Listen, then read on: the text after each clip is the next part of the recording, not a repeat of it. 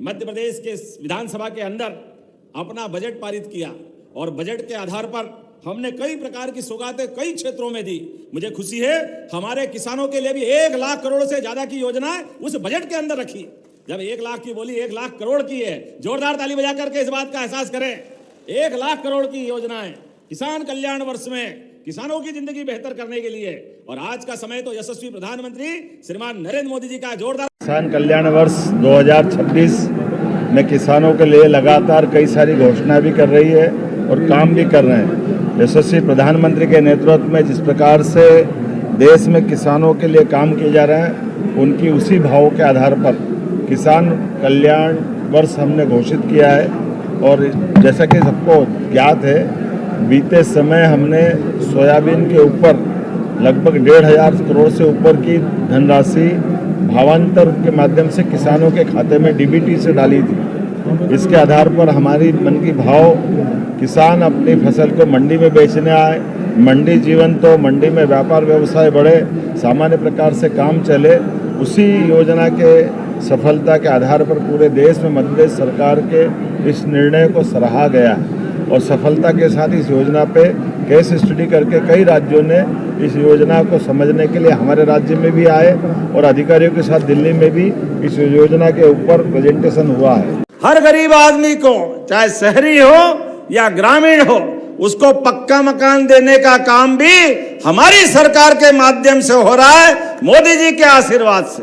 और चिंता मत करना, फिर सर्वे हो रहा है, नाम लिखाना, जिस किसी को चाहिए मकान, वो मकान देने की जवाबदारी हमारी सरकार की है। इस दिशा में हम आगे बढ़ रहे हैं। जब मैं आपसे बात कर रहा हूं तो नशा मुक्त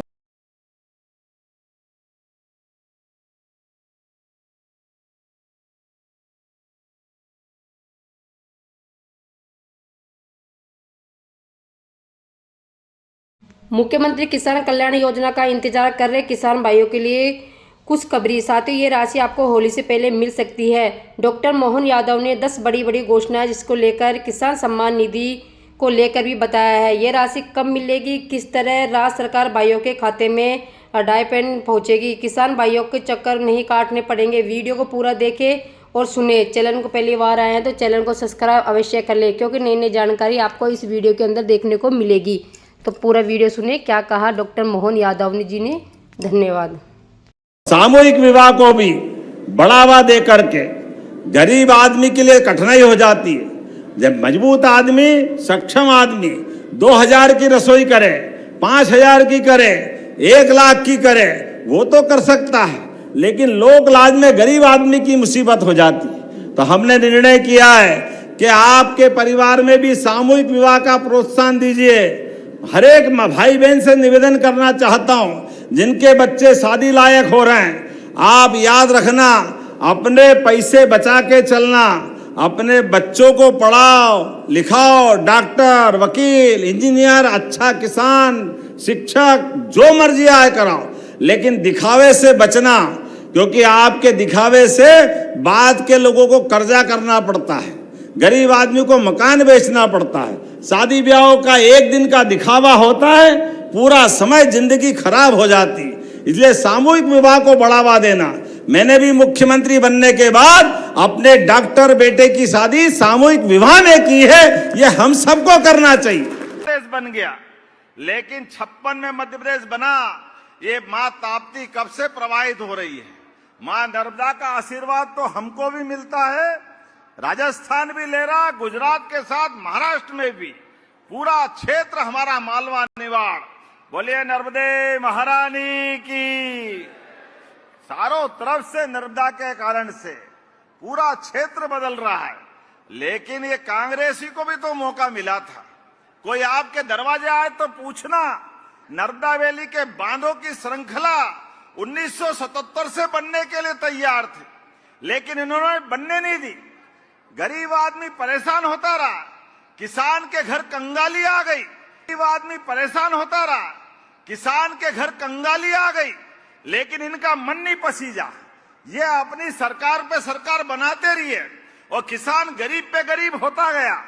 लेकिन मुझे इस बात की प्रसन्नता है, सरदार सरोवर के माध्यम से यशस्वी प्रधानमंत्री जब गुजरात के मुख्यमंत्री थे, उनने गुजरात का भी भला किया और हमारे बड़वानी से लगा करके निमाड़ तक और ये पूरे बांधों की श्रृंखला शुरू हुई।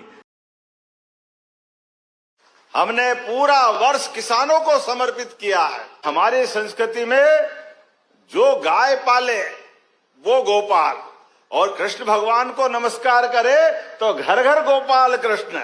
ऐसे में दूध उत्पादन को बढ़ावा देते हुए, गोपालन को बढ़ावा देते हुए हमारे राज्य में कृषि उत्पादन भी बढ़े और दूध उत्पादन भी बढ़े और कृषि और दूध के साथ किसानों की समृद्धि आए, उनके जीवन में आनंद आए। इसलिए हमारी सरकार सर्वोच्च प्राथमिकता से अगर काम कर रही है तो इसी क्षेत्र में कर रही है। मैं आपको बधाई देना चाहता हूं सभी मित्रों को।